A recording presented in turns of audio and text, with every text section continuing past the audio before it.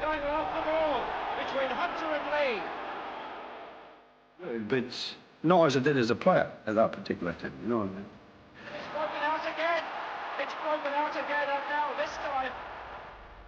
Yeah, as the week goes on, leading up to the semi-final. The steps. Walking up the steps was the feeling of. They called him the wee man, standing at just 5 feet 5 inches tall. But on the pitch, Billy Bremner was anything but small. He was the fiery, relentless heart of Leeds United, a warrior who combined technical brilliance with a ferocious, calculated aggression that defined an entire era of English football. He couldn't rely on height or strength, so he developed something far more dangerous. An unbreakable will, and a reputation that preceded him onto every pitch. He remains Leeds United's greatest ever player, a statue commemorating his legacy outside the club's stadium. But beneath the glory lay a trail of bitter feuds, betrayals, and public scandals. This is the story of a man so committed to his craft that his biggest rivals weren't just opponents. They were true antagonists in conflicts that were personal, ideological, and even legal. What happens when a professional conflict becomes so personal that it haunts a player's legacy long after the final whistle? The first great feud was with fellow Scottish international Dave Mackay. Their rivalry was a clash of titans, but in 1966 it became a deeply personal conflict rooted in malice. Mackay, a Tottenham Hotspur legend, was in a vulnerable state, having recently suffered 2 severe leg fractures, and admitted he had concerns about ever playing again. The first break had come in 1963. Then, incredibly, he broke the same leg again in 1964 during his comeback attempt. During a feisty match between Leeds and Spurs, Bremner and Mackay went down near the touchline. When they got up, Mackay claims Bremner didn't just kick him, he deliberately targeted the same leg Mackay had broken twice. This wasn't a clumsy challenge. It was a calculated act intended to inflict maximum damage. In the rough-and-tumble football of the 1960s, hard tackles were expected, but there were lines most players wouldn't cross. Bremner crossed that line without hesitation. Mackay lost it, and the moment was captured in an iconic photograph showing him seizing a quivering Bremner by the neck. Though Mackay hated the photo, it forever defined Bremner's reputation for calculated rather than accidental cruelty. Mackay himself later said, "I could have accepted it if he'd kicked the other one, but he kicked the one I'd broken twice." That single moment became one of the most enduring images of 1960s football aggression. The photograph captured everything people loved and feared about football in that era.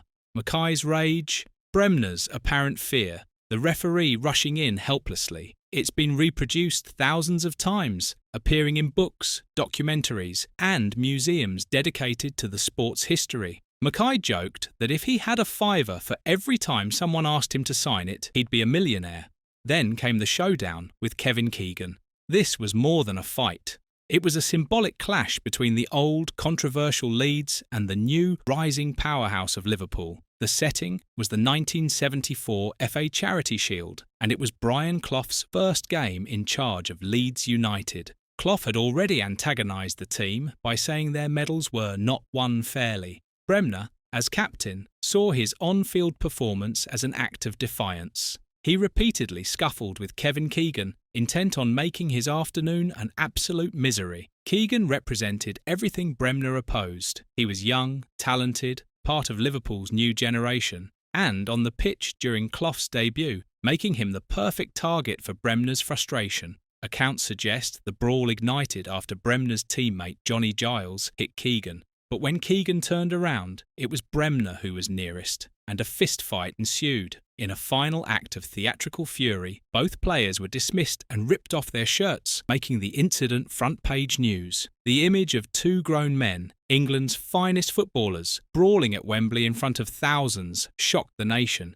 This wasn't some obscure match in the lower leagues. This was the Charity Shield, meant to be a celebration of the beautiful game, reduced to ugly violence broadcast live. Both players were handed an unprecedented 11-game ban for bringing football into disrepute. For Bremner, the brawl was a public statement, a confirmation that the old Leeds culture reigned supreme, and his suspension crippled Brian Clough's already doomed tenure. The fight wasn't just about 2 players losing their tempers. It was a battle for the soul of Leeds United, and Bremner made it clear which side he was on. This leads us to Bremner's most significant ideological nemesis, Brian Clough. The mutual hatred between the two men stemmed from Clough's decade-long rivalry with Don Revie. Clough publicly called the Leeds team cheats, and Bremner, as captain, was the physical embodiment of the team Clough despised. Their 44-day war began when Clough told his new squad that their medals were not won fairly. Bremner,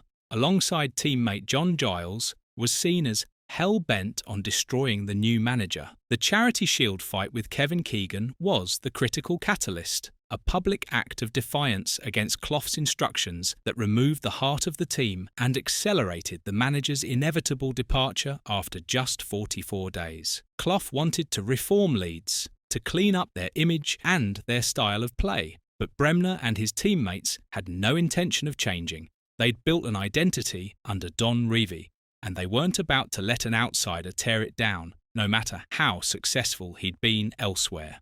Bremner's biggest battle against institutional authority came in 1975, against the Scottish Football Association. After a match against Denmark, Bremner and 4 other players were involved in an incident at a nightclub. The SFA reacted with extreme severity, imposing a lifetime ban from international football on all 5 players. Bremner felt the incident was exaggerated and used as an excuse to get rid of controversial figures. The details remain murky, but the SFA saw an opportunity to rid themselves of players they considered problematic, players who'd brought controversy and negative publicity alongside their talent and success. The conflict escalated when the SFA attempted to extend the ban to club football, which would have ended Bremner's career. This wasn't just about football anymore. This was about whether a governing body could destroy a man's livelihood without due process. But Bremner fought back, launching a legal challenge that went all the way to the Court of Session. The court ruled that the SFA had acted illegally, overturning the club ban and establishing a significant precedent. Though his international ban generally remained in effect, Bremner had proven that he wouldn't back down, not even when facing the full weight of Scottish football's governing body.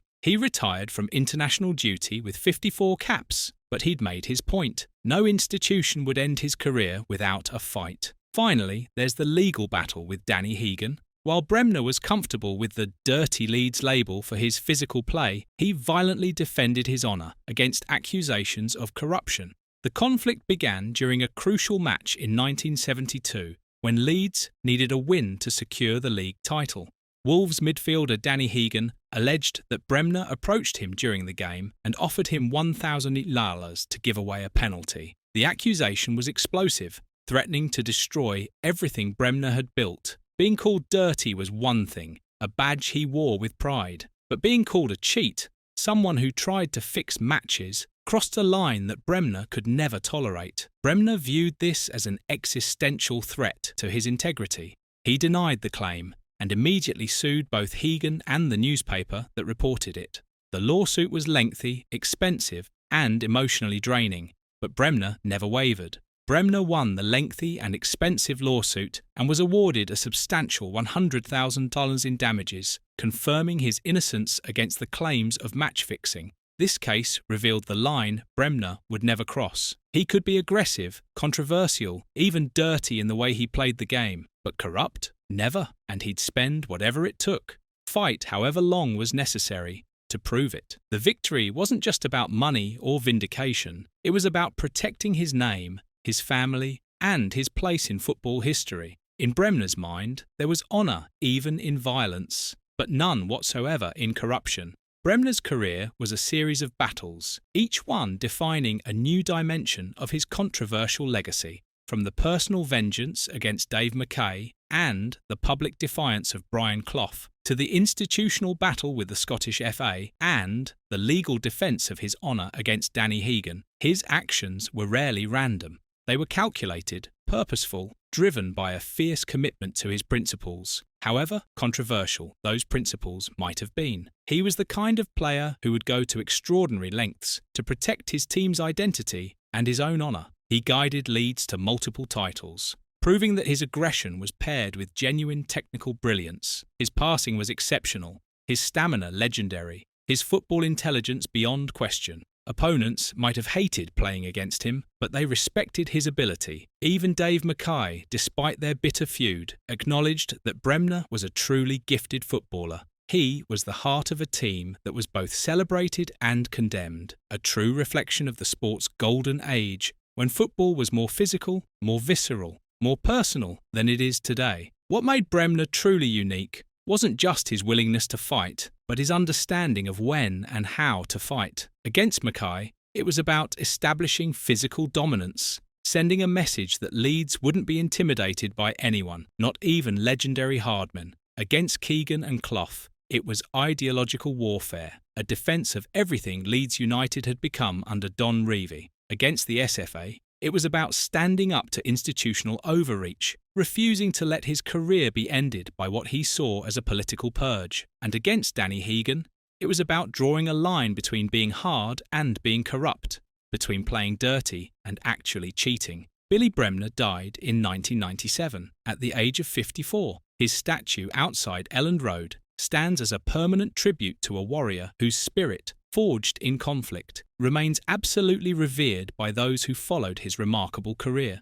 The statue depicts him with his arms raised, celebrating, frozen in a moment of pure joy. It's a fitting memorial for a man who gave everything to Leeds United, who captained them through their greatest triumphs and their most controversial moments. Fans still visit the statue today, leaving scarves and flowers, touching the bronze for luck before matches. To them, Bremner wasn't a thug or a cheat. He was their hero, their warrior, the soul of their club during its golden era. What do you think was the most intense feud of his career? Let us know in the comments below. And if you enjoyed this deep dive, be sure to hit that like button and subscribe for more stories of the sport's greatest icons.